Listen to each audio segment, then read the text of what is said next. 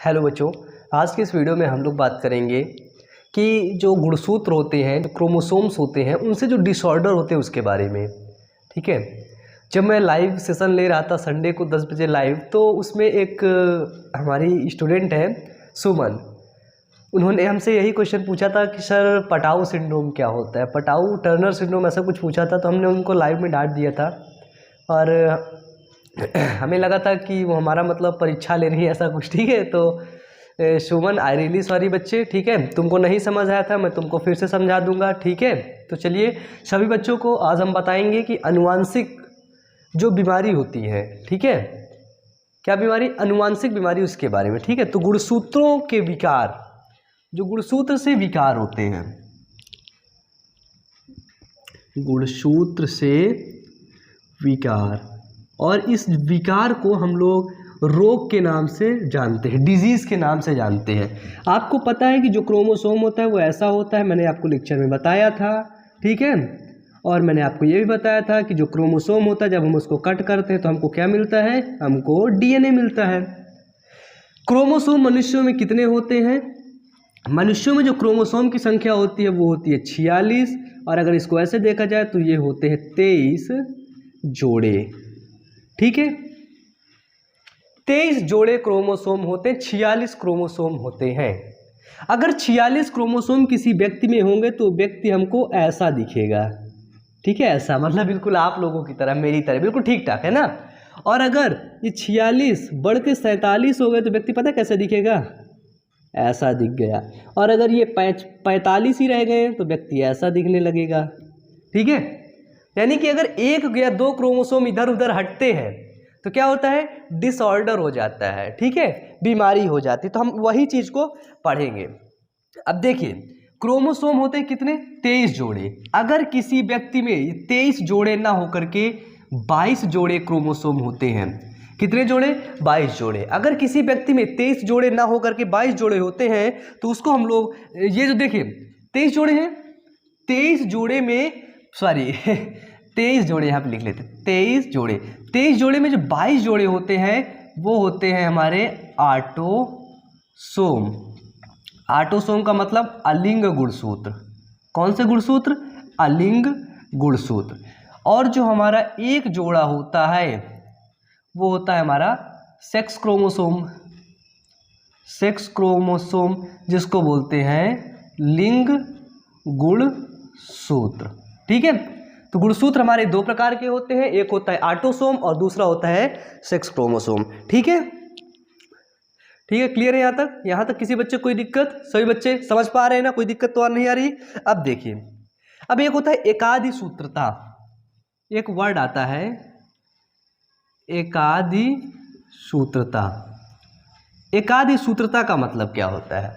एकादि सूत्रता का मतलब ये होता है कि जो क्रोमोसोम हमारे यक्स हैं, जैसे इसी में एक क्रोमोसोम और ऐड हो जाए, यक्स या फिर वाई, तो ये क्या बनाएगा, यक्स यक्स यक्स, या क्या बनाएगा, यक्स यक्स वाई।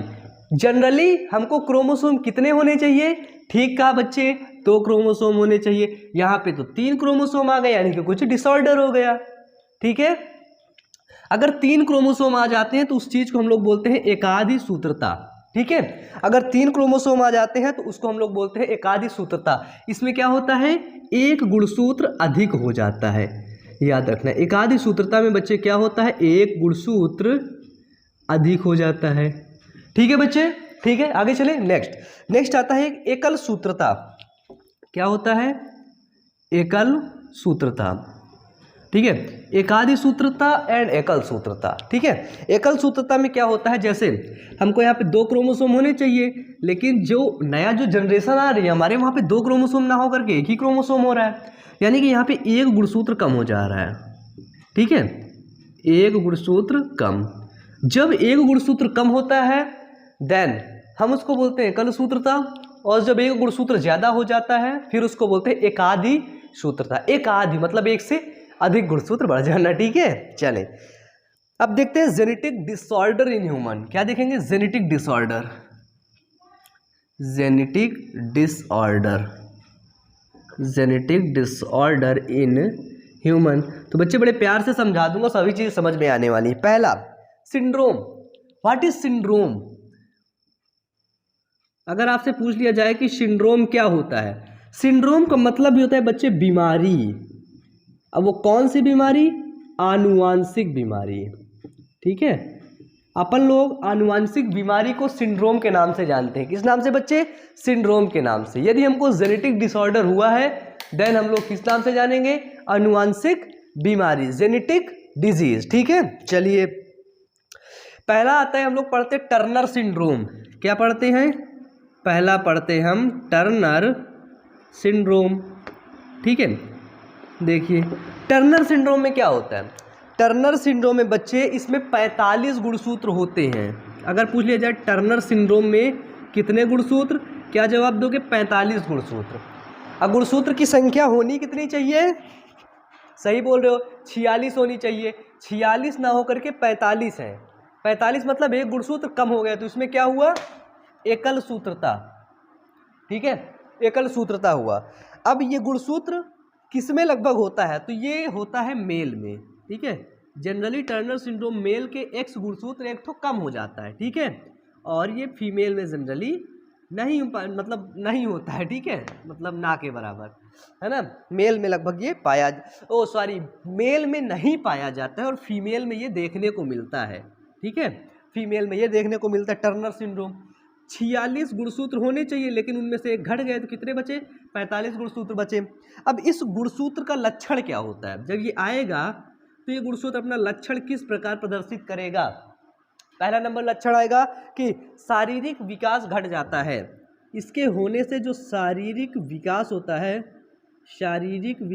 है ना, वो घट जाता है। शरीर का विकास ना डाउन हो जाता है। इसके बाद क्या होता है कि जो उनकी जनन क्षमता होती है ना, वो कम हो जाती है। ठीक है, जनन क्षमता कम हो जाती है। नेक्स्ट क्या होता है? वो उनके जो जननांग रहते हैं, ठीक है, सेक्सुअल पार्ट रहते हैं, जननांग रहते हैं, वो क्या होते हैं? वो अल्प विकसित होते हैं। ठीक है, वो अल्प विकसित होते हैं या फिर वो बांझपन होते हैं वो लोग। ठीक है, बांझपन होते हैं, यानी कि वो लोग बच्चे नहीं पैदा कर सकते हैं। ठीक है, ठीक है, पहला आप लोग क्या देखे? पहला आप लोगों ने देखा टर्नर सिंड्रोम। ठीक है, बस एक सेकंड रुकिएगा। तो टर्नर सिंड्रोम को आप लोग लिख लीजिए पहले। ठीक है, यानी कि टर्नर सिंड्रोम को लिख लीजिए। और ये जो मैं बता रहा हूं ना, ये है लिंग गुणसूत्रों में परिवर्तन।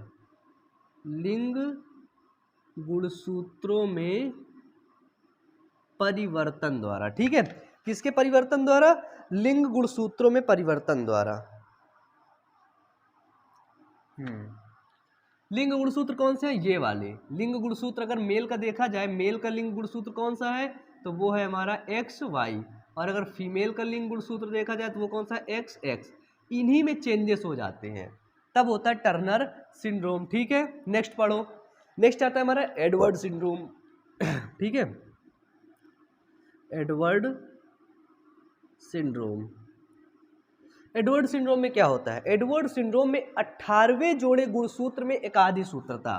देखना, 18वें गुणसूत्र में 18वें जोड़े है। ठीक है, 18वें जोड़े गुणसूत्र में एकाधी सूत्रता। बच्चे एकाधी सूत्रता का मतलब बताइए। एक गुणसूत्र अधिक हो गया, तो यानी कि जो 18वां जोड़ा गुणसूत्र होना चाहिए XX, तो इसमें एक गुणसूत्र अधिक हो गया, 3X हो गए। तो ये गुणसूत्र कितने बना लेंगे? बेसिकली होने चाहिए गुणसूत्र 46, लेकिन एकाधी सूत्रता एक जुड़ गया, कितने हो गए? 47। जब 18वें जोड़े गुणसूत्र में गुणसूत्रों की संख्या एक बढ़ जाती है तो हम उसको बोलते हैं एडवर्ड सिंड्रोम। ठीक है, क्या बोलते हैं? Edward syndrome. इसके लक्षण क्या है?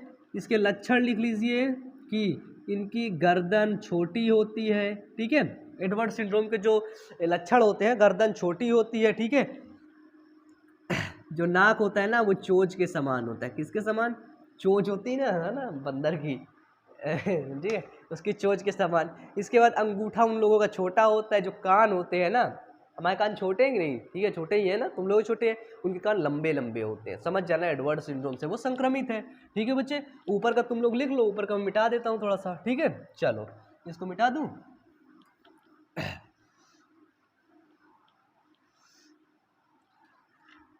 काफ़ी गंदा हो जाता है, इसको कैसे साफ किया जाए कुछ। चलिए, नेक्स्ट आता है हमारा तीसरा नंबर पटाऊ सिंड्रोम। कौन सा syndrome? Patau syndrome. Patau syndrome में क्या होता है? देखिए जो पटाऊ सिंड्रोम होता है इसमें 13वें जोड़े गुणसूत्र में एक आदि सूत्र, यहाँ पे कितना था 18वां जोड़ा था, लेकिन पटाऊ सिंड्रोम में 13वें जोड़े गुणसूत्र में, जो 13वां जोड़ा गुणसूत्र होगा 13वें जोड़े गुणसूत्र में एकाधि सूत्र था। ठीक है, जो 13वां जोड़ा गुणसूत्र होगा उसमें एक गुणसूत्र उसका बढ़ जाएगा, एक गुणसूत्र बढ़ जाएगा। ठीक है, तो 13वें जोड़े गुणसूत्र में कितने गुणसूत्र होने चाहिए? यक्स यक्स 2 होने चाहिए, लेकिन इसमें एक और ऐड हो गया। क्या हुआ? यक्स यक्स यक्स, यानी कि डिसऑर्डर हो गया, जेनेटिक डिसऑर्डर हो गया। ठीक है, पटाऊ सिंड्रोम में। ठीक है, सामान्य जनरल इतने होने चाहिए यक्स यक्स, लेकिन इसमें एक बढ़ गए, एक्स एक्स ट्रिपल एक्स हो गए। अब इसमें लक्षण क्या होते हैं? जो पटाऊ सिंड्रोम होता है ना, इसमें जो बच्चे होते हैं ना, जिसको पटाऊ सिंड्रोम है, बच्चे गर्भ में ही मर जाते हैं। याद रखना, इसका जो मेन लक्षण है ना, बच्चे गर्भ में ही मर जाते हैं। अगर ये पटाऊ सिंड्रोम बच्चे को हो गया ना, तो बच्चे गर्भ में ही मर जाते हैं, नहीं तो जन्म लेने के 1 वर्ष बाद ये लोग मर जाते हैं बच्चे। ठीक है, जिनको पटाऊ सिंड्रोम हो जाता है। ठीक है, ठीक है बच्चे, चले हम लोग अब आगे चले। बताइए सभी बच्चे, जल्दी बताएं, आगे चलें। ठीक है, यहाँ पे समझ में आया? यहाँ पे मैं तुमको एक चीज ना बताऊंगा। ठीक है, एक चीज ना क्लियर कर पा रहे हो तुम लोग। ये देखिए, जो टर्नर सिंड्रोम है ना, वो लिंग गुणसूत्र में परिवर्तन के द्वारा होता है, और लिंग गुणसूत्र में परिवर्तन के द्वारा 2 मतलब कि डिसऑर्डर होते हैं। ठीक है, पहला है टर्नर सिंड्रोम और दूसरा है क्लाइनेफेल्टर सिंड्रोम। क्या है? क्लाइनेफेल्टर